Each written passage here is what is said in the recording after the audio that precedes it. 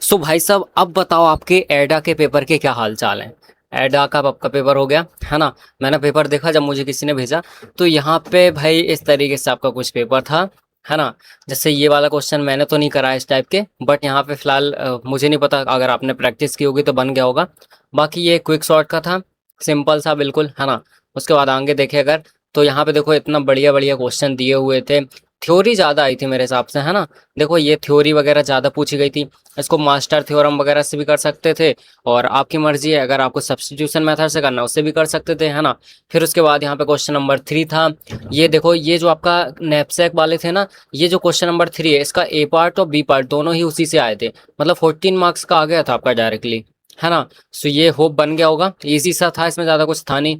उसके बाद यहाँ पे ये क्वेश्चन था, यहाँ पे ये, और इसमें यहाँ पे लिखा है कि गिवन ग्राफ, बट यहाँ पे ग्राफ ही नहीं दिया गया। तो यहाँ पे जो जिसने भी ये क्वेश्चन अटेम्प्ट किया है ना, उसको यहाँ पे मार्क्स मिलेंगे, क्योंकि ये क्वेश्चन मिस प्रिंट था, है ना। मेरे हिसाब से ये क्वेश्चन मिस प्रिंट था, क्योंकि यहाँ पे जो आपका ग्रेडी एल्गोरिथम है उसमें इन्होंने दे दिया आपका, यहाँ पे देखो कलरिंग वाला दे दिया कि आपको कलर करना है वर्टेक्स में, है ना। जबकि यहाँ पे ये टॉपिक तो इसका है ही नहीं मेरे हिसाब से, तो है ना। इसलिए मुझे लगता है ये वैसे भी, और इसमें किसी ने बताया था मुझे कि इसका डायग्राम भी कुछ अजीब सा बना के दिया था उन्होंने।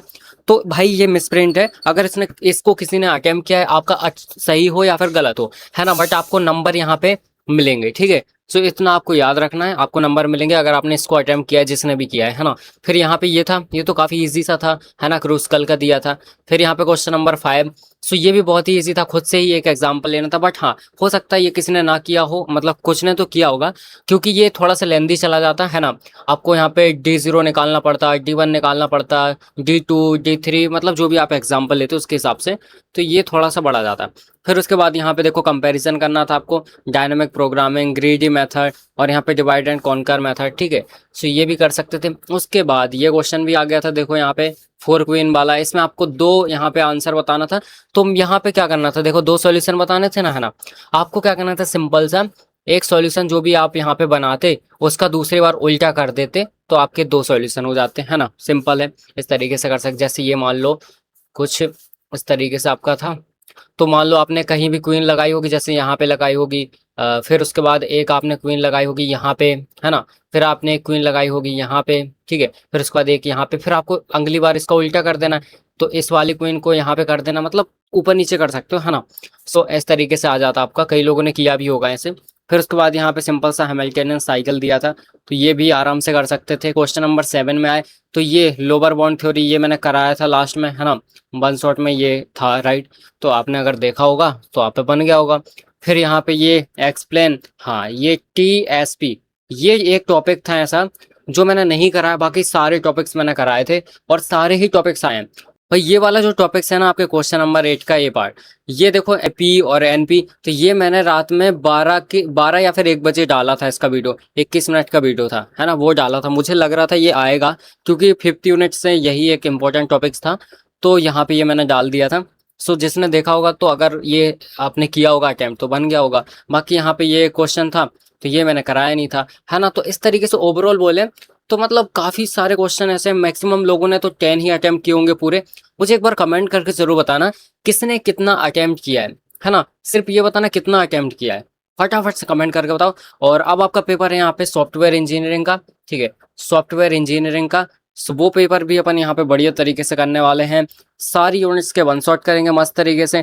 और मैं सोच रहा हूँ कि यहाँ पे एक बढ़िया सी चीज़ की जाए मस्त, कि आपको इसमें भी खजाना मैं दूंगा। खजाना मतलब कि 5 ही यूनिट्स में ओवरऑल क्या क्या है, कैसे करना है, सारी चीज़ें आपको एक वन शॉट में कवर होंगी। लास्ट डे मिलेगा ये रिवीजन के लिए, है ना। वो चीज़ मैं इसमें भी आपको देने वाला हूँ। एडा में भी मैं देने वाला था वैसे तो, बट यहाँ पे कुछ रीज़न की वजह से वो लास्ट टाइम तक चलने लगा, है ना। तो यहाँ पे इसलिए मैं नहीं करा पाया उसमें।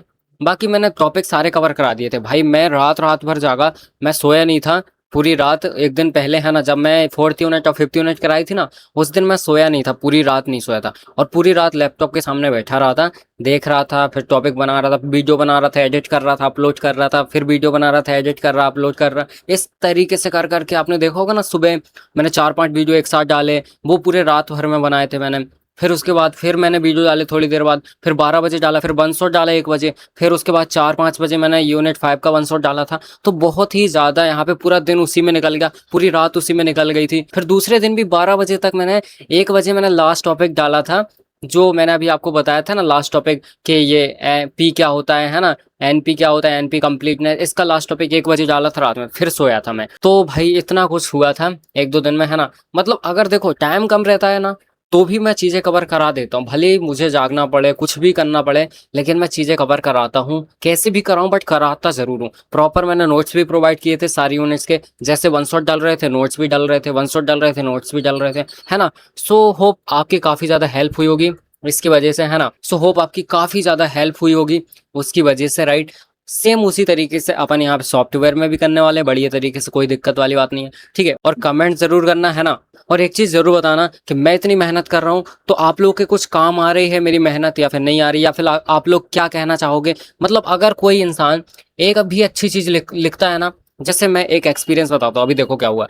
तो क्या हुआ था कि मेरा मन नहीं था वीडियो बनाने का, ठीक है। जो लास्ट टॉपिक मैंने बताया ना, जो मैंने 12-1 बजे डाला था, है ना, एनपी कंप्लीटनेस वाला 12-1 बजे, वो मेरा मन नहीं था बनाने का, ठीक है। बट जैसे मैंने कमेंट वगैरह चेक किए, तो किसी ने बोला कि भाई ये टॉपिक रह गया है ना। फिर उसके बाद किसी ने उसके जस्ट नीचे एक आध और कोई सा कमेंट आया था, बहुत ही अच्छा, वो अप्रिशिएट कर रहा था, बता रहा था कि वजह से मेरे ये पेपर निकल गया, वो पेपर निकल गया, है ना, आप इतनी मेहनत कर रहे हो, ये वो। तो भाई वहाँ से मुझे मोटिवेशन आ गया, फिर मैंने ये टॉपिक भी रिकॉर्ड कर लिया, तो इसलिए फिर मैंने वो लास्ट में अपलोड कर दिया था। तो अगर आप एक भी चीज़ लिखते हो ना, तो वो मेरे लिए एक जड़ी बूटी की तरह होता है, मोटिवेशन की तरह होता है। तो अगर आप थोड़ा सा भी अच्छी चीज़ें लिखते हो ना, तो उसकी वजह से मैं क्या है और भी ज़्यादा मेहनत कर सकता हूँ, क्योंकि एक मोटिवेशन रहेगा मेरे साथ आपका कि आप लोगों की हेल्प हो रही है, ये बहुत बड़ी बात है ना। चलो, थैंक यू वेरी मच।